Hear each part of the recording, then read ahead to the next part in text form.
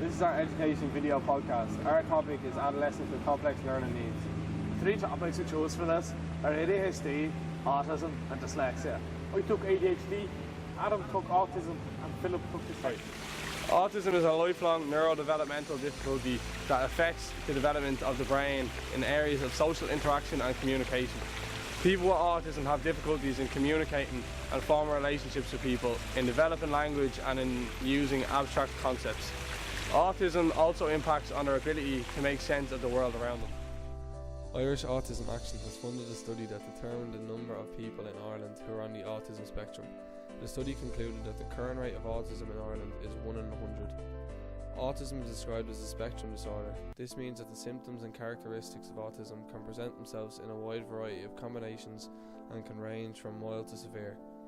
Two people with the same diagnosis can act very differently from one another and have varying skills. Autism is often referred to as the hidden disability because people who are on the autistic spectrum show no significant physical difference to their peers.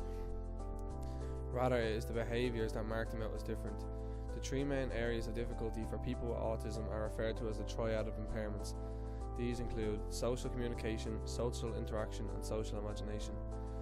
Scientists are not certain what causes autism, but research into autism and genetics has shown that it is likely autism that is genetically predetermined. However, research is ongoing to determine which genes may be relevant and to what degree environmental triggers may be involved in the increase in incidence. It is possible that there is not one cause for autism, but that there are several factors involved.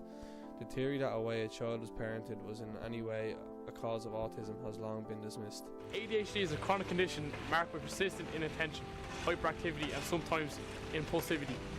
ADHD begins in childhood and often lasts into adulthood.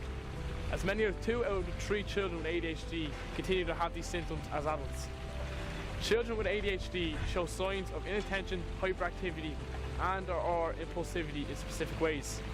These children are constantly in motion, never seem to work quietly, always distract other students and do not finish their tasks. Children with ADHD often have trouble functioning at home and in school and can have difficulty making and keeping friends. If left untreated, ADHD may interfere with school and work as well as with social and emotional development. ADHD is more common in boys, whose impulsivity and hyperactivity may appear as disruptive behaviour. Not paying attention is a trademark of ADHD in girls, but because they aren't often disruptive in classrooms, they may be harder to diagnose. ADHD tends to run in families. When one person is diagnosed with ADHD, there is a 25 to 35% chance that other family members will also have this condition, compared to 4 and 6% of the general public. No one knows for sure whether ADHD is more common today, but it is very clear that the number of children getting diagnosed and treated for ADHD has risen over time. Some of this increase is diagnosis and treatment is due to greater awareness of the symptoms and an expansion of what is considered ADHD. Some experts feel that ADHD is overdiagnosed, while others feel like it is underdiagnosed or undertreated. Dyslexia is a very common condition, seeing as 1 in 10 people suffer from it, and the chances of it being in your classroom when you're a teacher is very common. There is 6 main indicators of dyslexia, and they are difficulty when reading aloud, difficulty with reading unfamiliar material, slow pace of reading, tendency to mispronounce or misread words, difficulty with spelling, which is the most noticeable, and difficulty with sentence construction and punctuation. There's loads of tips for teachers on dyslexia.ie to find out more information about this. As a teacher, it is likely that a student with dyslexia will be in your classroom, so it is important to look for the indicators I mentioned earlier. But it is also important to note that no student will have all the indicators, so even if they show multiple signs of one, it may mean they are dyslexic.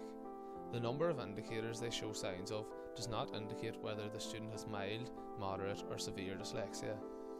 Many students may end up not performing as well as they should in their exams because of dyslexia. As you can see from this image, 4 out of 6 cases in Spain of academic failure are related to dyslexia. Parts of the dyslexic brain do not develop as your typical brain would. This is why people with dyslexia have troubles with activities others wouldn't. In the left-hand image, non-impaired readers activate neural systems that are mostly in the back of left side of the brain.